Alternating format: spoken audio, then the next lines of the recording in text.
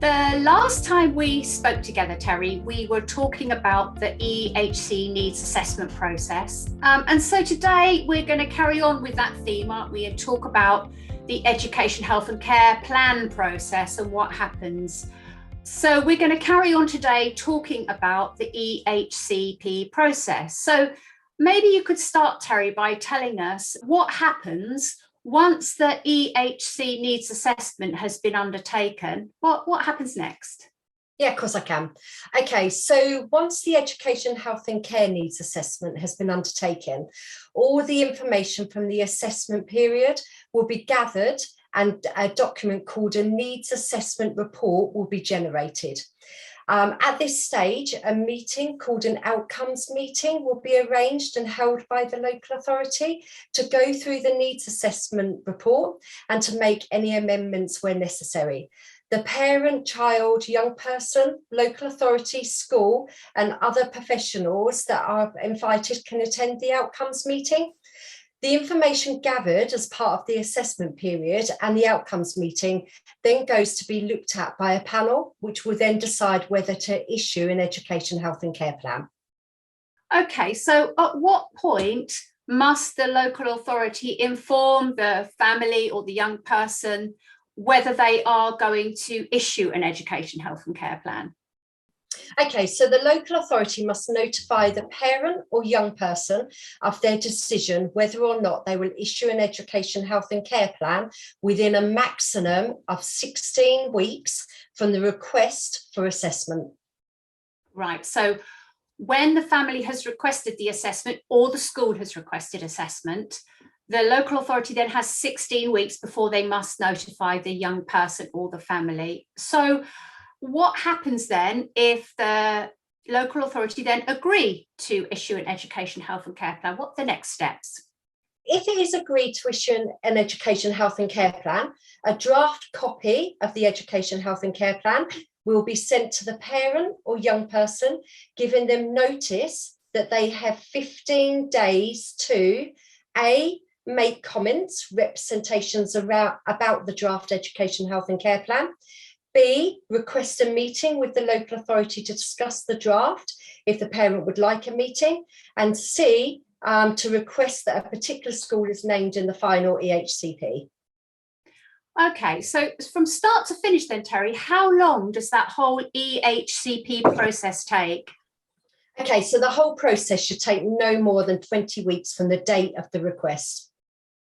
Yeah, so that's kind of what we covered in the previous video, wasn't it? Around timescales. So that's useful for people to know that 20 weeks is the time limit by which they should have heard the outcome from that assessment. All right, so another question, Terry, is what can a family do if the local authority refuse to undertake the education, healthcare needs assessment?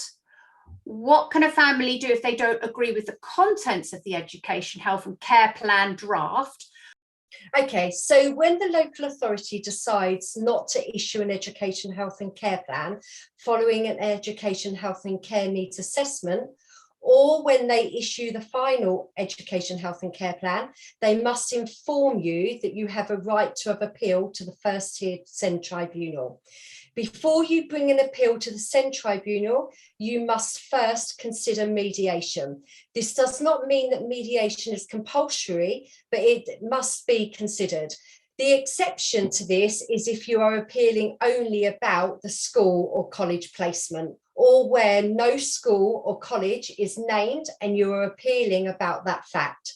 The deadline for appealing is 2 months from the decision or final plan being sent to you by the local authority, or 1 month from the mediation certificate, whichever is the later.